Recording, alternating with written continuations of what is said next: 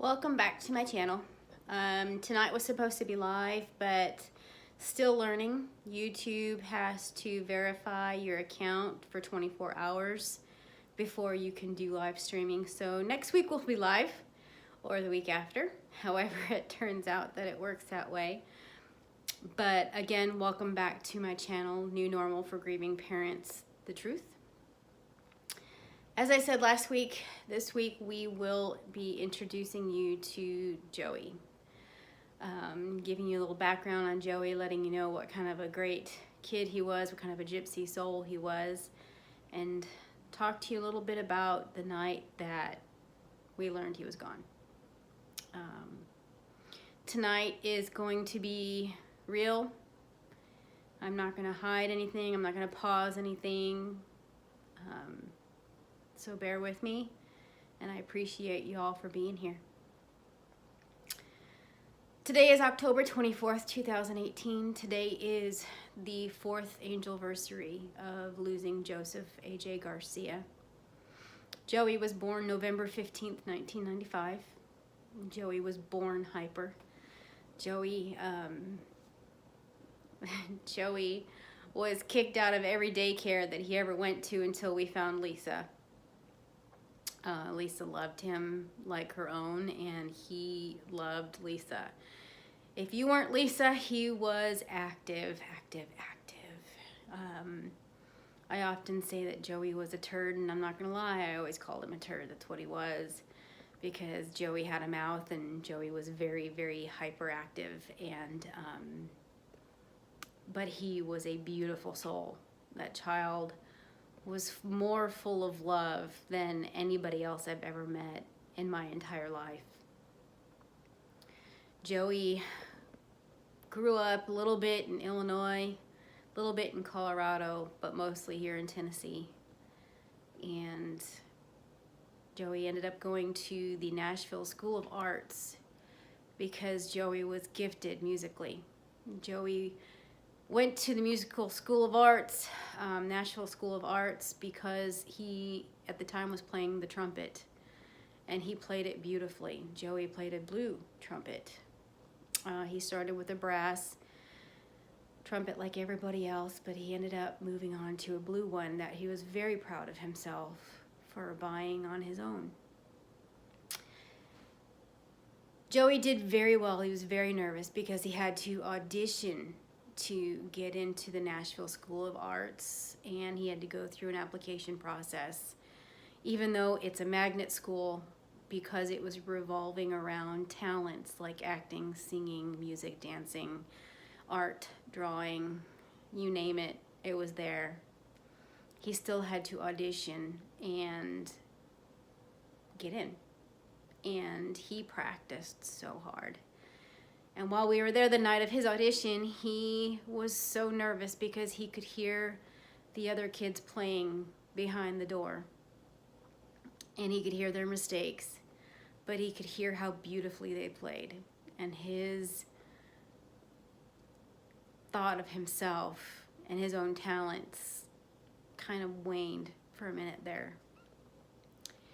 And it was his turn to go in. And I hugged him and told him I loved him, and he had this. This was no big deal. He had this. And so he went in and played his heart out. You could hear his mistakes, but you could hear how beautifully he played. And he came out, and they didn't find out that night. They had to wait and get an approval or an acceptance letter. And when he got his letter, we went out and we celebrated because he was so excited that he made it into Nashville School of Arts. Once he was in the School of Arts, Joey started to learn how to play the guitar. He had been kind of messing around with guitars here and there before getting into the school, but once he really got into a musical school, he really hit on it. He just worked at it. He was writing music. And he started taking piano lessons and teaching himself how to play piano. And His very first piano recital wasn't until he was 16 years old, and I was so proud of him. And it was really funny because the song that he played for his first piano recital was Gypsy Rose. And I thought it was quite ironic that this gypsy soul was playing Gypsy Rose for his very first piano recital. If you've all not seen that video, I will post it at some point. Tonight is not quite as well put together as Austin had helped me with last week, so tonight is just you and me. While Joey was at Nashville School of Arts, Joey was that kid who never let anyone feel alone. So many stories have been told to me either at the services or since then, or even before, that if you were sitting in the hallway alone and Joey would come along and he would literally plop himself down. I mean, he would plop himself down and ask, "Why are you alone?" And if anybody seemed like they were lonely, or they said they had no friends, or they just said just 'cause, mostly if they said, "I don't have anybody to sit with," and he says, "Well, you do now." And Joey made sure that everybody felt like they belonged. Joey didn't want anybody to feel like an outsider, like their journey was not supposed to be intertwined with everyone else on this planet. Joey called his friends the family, because when he wasn't at home, the people that he did spend time with felt like his family. He loved each and every one of you all the time, even when he was mad, or if you guys were mad at him for whatever reason, because it happened. Y'all were teenagers. But he loved his family, and he loved his family, me and his sister, and his Nana and his Papa, and his Uncle Jimmy. He would have just gone gaga over the fact that he has 2 nieces. He would have spoiled them rotten and spent as much time with them as possible. Joey left school because he thought that if he homeschooled, that he could work and buy a car, and then he could do gigs and start trying to make it into the music business. It was also for a girl, but we won't get into that. As a parent, I let Joey leave school because I knew his gypsy soul would be searching and searching for something, and I needed to make sure that he had the opportunity to find what he was looking for. I didn't want to hold him back. I wanted him to stretch his wings as far as they would go. Joey was working at a construction company when he passed away. Ironically, he was building the cement blocks that you see that divide the highway between one side and the other. The cement blocks that the semi-truck that hit him rested upon once it had hit him. On October 25th, 2014 at 1:05 a.m., I got a knock on the door. The knock that nobody wants. I never stay up late. There's never a reason for me to be up that late. I'm in bed by 9 or 10 o'clock. Even if I'm not sleeping, I'm still in bed. But that night, for some reason, I was up. Earlier that day, we had been playing golf, and on the drive home, I was scrolling through my news feed, and I saw the story of the accident on I-40 at Broadway that had shut the highway down, and that fire crews were on the scene. And I remember looking at Stephen, showing him the story, and saying, "Someone lost their baby today." Little did I know, it was mine. At 1:05 in the morning, a knock came on the door. And I asked who it was, and it was Shelby's mom. Shelby was Joey's girlfriend at the time that he passed away. And I got angry because it was 1:05 in the morning, and Joey and Shelby had been having some issues the past couple of weeks where Joey had been going back and forth, home to Shelby's, to home to Shelby's. You know, the whole teenage, I can't make up my mind thing. Let's fight about everything, which is normal. But I got angry and I opened the door maybe an inch, and I looked out and I said, "Do you have any idea what time it is?" I was angry. I thought they were just bringing Joey home with his things. And I thought that 1:05 in the morning was an inappropriate time to do so. Shelby's mom looked at me and said, "Can we come in?" And I figured in that split second thought, they must want to talk about what happened. So I said, sure, and I opened the door and I saw this gaggle of people standing at my door. Some I knew, some I didn't. As I realized there's a bunch of people standing at my door, I looked all around, realizing that my son was not standing there. And I asked, "Where's Joey?" And she asked politely, "Can we please come in?" I asked again, "Where's Joey?" And she said, "Robin, can we please come in?" And the third time that I asked, "Where's Joey?" was the moment that I realized what they were there for. They were there to tell me that my child was gone. I don't remember them coming into the house. I don't remember ending up on the floor in the middle of my living room, or how I got there. I remember ending up there. The people that I didn't know who were there were Shelby's family's pastors and his wife. There were no police officers with them.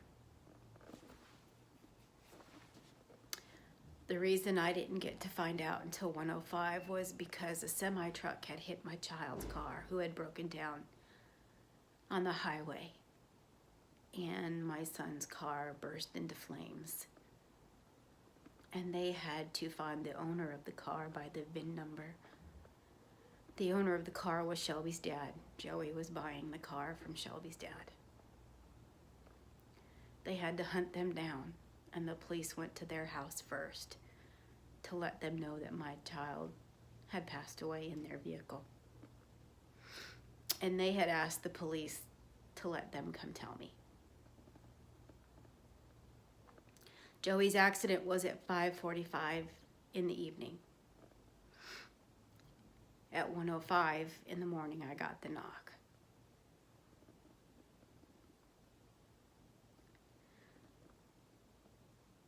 I went through, I think, every stage immediately, every stage of grief. I went through denial. I remember telling them they had the wrong person. It couldn't have been Joey. It couldn't be. It's not Joey, because there have been a lot of carjackings and somebody stole Joey's car and he couldn't call because he was unconscious somewhere on the side of the road, and they needed to check because it wasn't Joey. It wasn't Joey. I begged God, please don't make this my baby. Please. Take me instead. Let him be okay. Let him take me. I can give you a list of people that I would be willing to give up if you let Joey stay. I had to call the coroner's office, and they requested Joey's dental records. His dental records. That means my son was unrecognizable. Again, how do they know it's Joey? They don't know it's Joey. They can't tell it's Joey. They don't know it's him. It could be somebody else. So the next phone call I had to make was to my previous employer to let them know that I needed Joey's x-rays sent over to the coroner's office ASAP.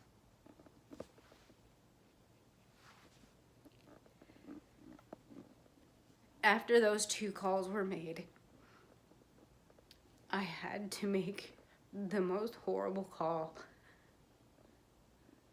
that I will ever have to make in my life. I called Kami first.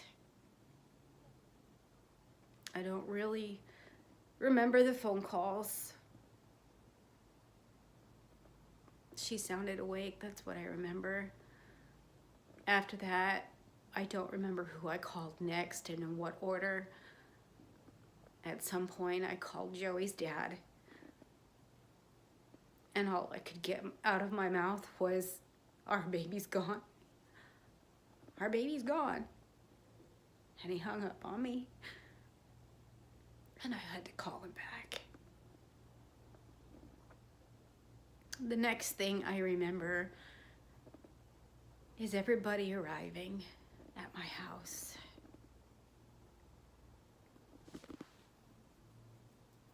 I don't know who was all there. I know that my family was there. I know that at some point my best friends knocked on the door, and oh my God, thank God you were there.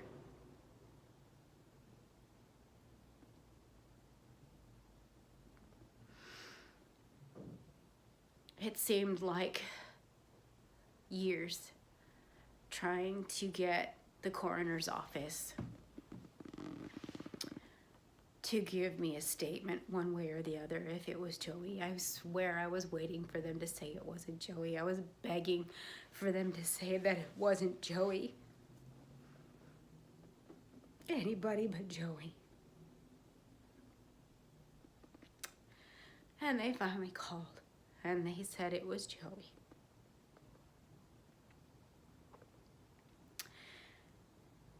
And they needed to know where to send Joey.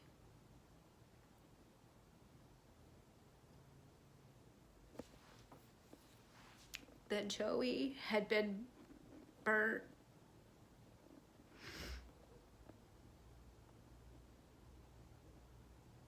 And they didn't recommend a casket. And so we decided to have Joey cremated. And so we had to go pick up his ashes. And I had to fill out a lot of paperwork to get the ashes. And this nice lady, she was so lovely and very sweet, came out and handed me a plastic bag with what things of Joey, his belongings that survived the fire. And it was his wallet. That was it. His wallet. The cards and driver's license were a little bent inside, but other than that, the wallet didn't seem to have anything wrong with it.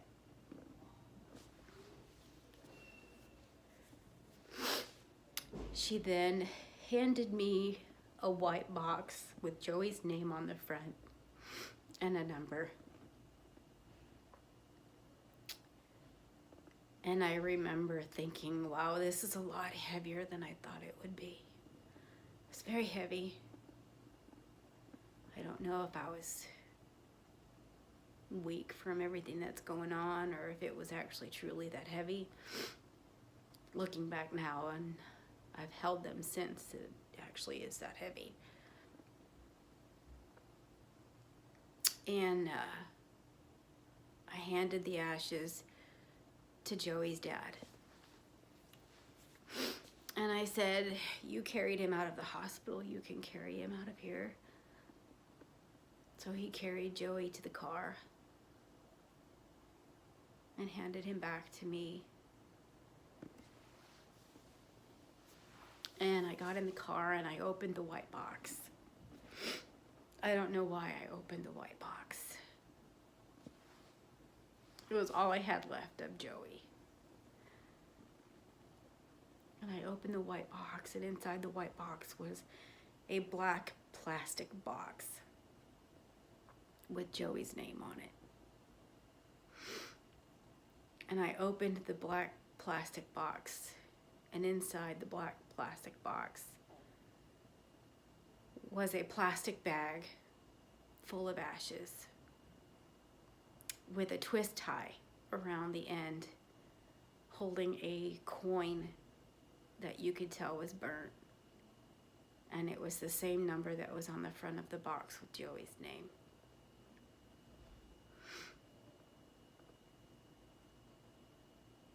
That was my boy in that box.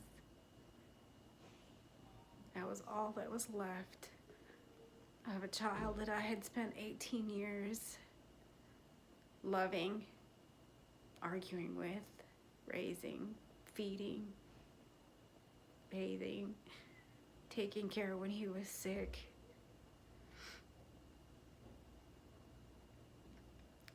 That was all I had left, was that. My brother got this beautiful, beautiful box for Joey. I had people ask me if I wanted to have a funeral, if I wanted to get a plot, and if I wanted to bury him. And I couldn't put my boy in the ground. I couldn't put him in the dark. He had to stay with me. He couldn't go anywhere else. He's got to be with me forever. I couldn't put him in the ground.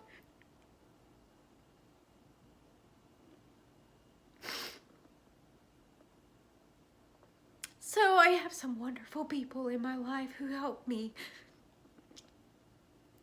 get together the services that we had for Joey. The first service was at the Rutledge,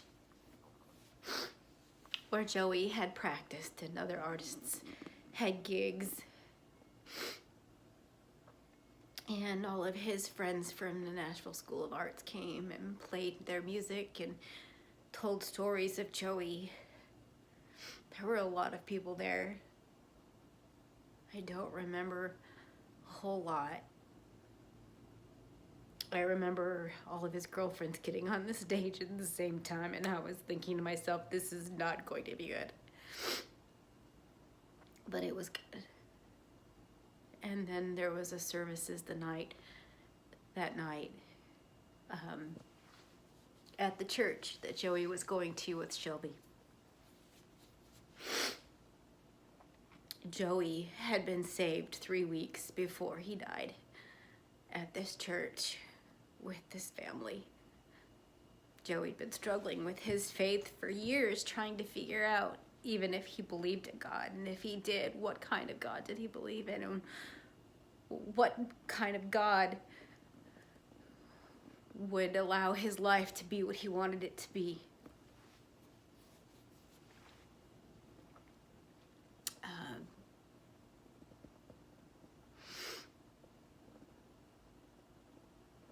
I don't remember much more than that about the night that I lost Joey and the services. I just remember I needed to hurry up and get all the services taken care of and get them done by the 29th, because Kamie's birthday is the 30th, and I didn't want any of the services to be on her birthday.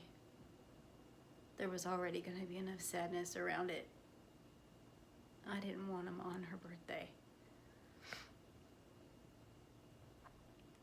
So everybody came and everybody went home,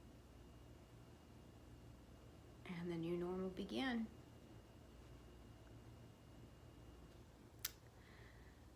On a somber note, I know tonight was really hard for me. It might have been hard for you to watch or listen to. I'm sure there's more, but I don't remember more. I just want to say thank you for joining me this week.